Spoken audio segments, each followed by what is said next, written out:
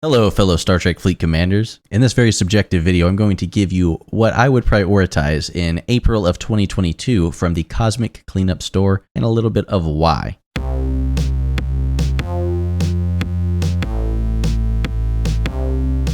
So just for anyone who doesn't know, the Cosmic Cleanup event here runs every Saturday when there is an active Battle Pass. So as long as there is a Battle Pass, even if you are in the Heroic Battle Pass overflow stage of it, like we are right now, then you will get the Cosmic Cleanup event where you just go blow up a bunch of hostiles, you get your Epic Galaxy tokens, 100 of them, and this is what we're talking about here. The Discovery, the Sarcophagus, the Amalgam now, the Franklin, and the Vidar. And of course, you can also pick up the Tactical Advantage Supplies and Battle Debris. We're not really going to get into those. We're talking about the ships I would prioritize as of April 2022. We did do a lot of discussion on this on our Discord server. The link will be in the description below. There are a lot of different schools of thought here, but my take on this is the Franklin is an extremely important ship. I would make sure that you get a copy of it one way or another, whether you go completely free to play and pick it up through the Cosmic Cleanup Store here, or go ahead and buy it. It's not that expensive to buy, or half and half. You go ahead and get half of the blueprints from Cosmic Cleanups and pick up the other half for $20 US in the store, because as quickly as possible, you want to go ahead and unlock the Vidar. The Vidar is actually my highest priority ship. You won't have access to it for a little while, so you can go ahead and take some time getting the Franklin if you're a slower player. Otherwise, you need to go for the Vidar. The main reason, of course, being when you max that thing out, you can go ahead and get your charge nanoprobes that you'll use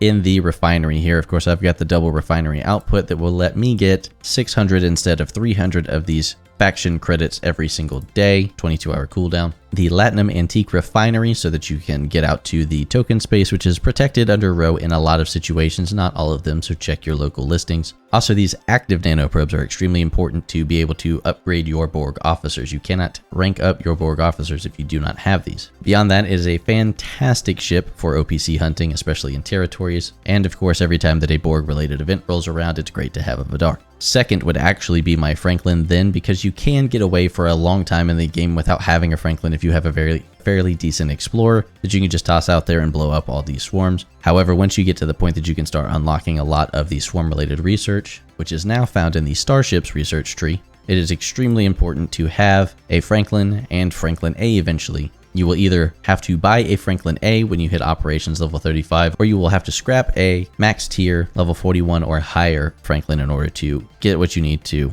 build a Franklin A. So it's very important as well. Now, the third ship to me is actually going to be the Discovery. A lot of people are like, oh, but I would want to get that sooner because I can summon my ships around and stuff. And you're really not going to get access to be able to use that summoning ability until much later on down the road. Checking stfc.space for reference, you will have to have your Research and Development Center up to level 30 before you can even unlock the Discovery summoning ability. We've done a video not too long ago on what it takes to go ahead and unlock that ability. It is really good once you get it, but it will take you a long while, so you can kind of go a little lax on the Discovery and pick it up a little later down the road. However, just like with our Vidar, now in the support tab of the refinery, you can find your Discovery refining, and that is an extremely important thing to get pretty high up as quickly as possible. You want to have your Discovery at max tier, which is 9, by the time that you hit operations level 40, because you'll start to get those one-day speed-ups out of your refinery, guaranteed, which are huge. But you do have a long while before you will get that unlocked for most players, a year or more into your gameplay, so do not feel like you have to go dart for that Discovery right away. So with that being said, it brings us to the Sarcophagus and the Amalgam. Both ships are extremely important, especially in a PvP setting. There's nothing better at attacking on a node and defending that node than the Sarcophagus in an active territory takeover. Outside of that, it's a piece of paper that can easily get ripped to shreds. The Amalgam, on the other hand, is a very interesting new addition to the game. With its ship ability, it allows you to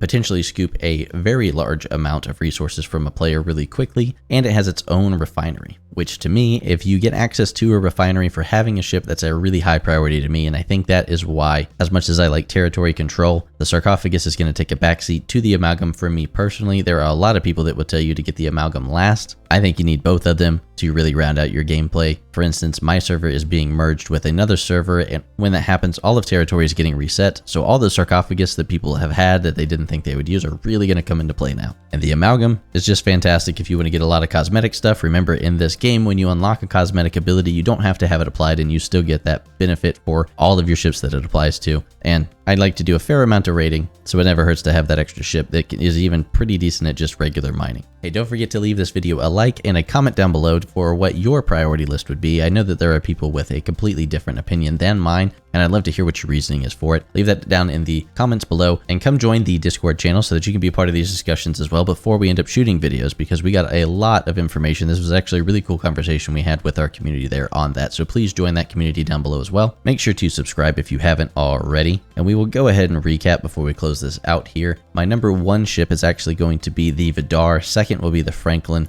third is that Discovery, fourth is the Amalgam, and fifth is the Sarcophagus for me personally. As of April 2022, they could add some more ships to this. They could do something crazy like give us a Vidar A type thing where that's going to be even more important. Who knows what can change down the road. So the further from April 2022 that you get this, and keep in mind this is just my opinion anyways, so that doesn't mean that you should take this as the gospel. This can change. We might do an update to this down the road, or just make sure that if you're a little ways off from the time of this recording that you do some fact checking, dig around, and do your own research. That is all that there is to this video, guys. Please leave your comments down below as we said, because I'd love to hear your reasoning for what your priorities are in this cosmic cleanup store. Outside of that, live long and prosper, Star Trek Fleet Commanders, and we'll catch you next time.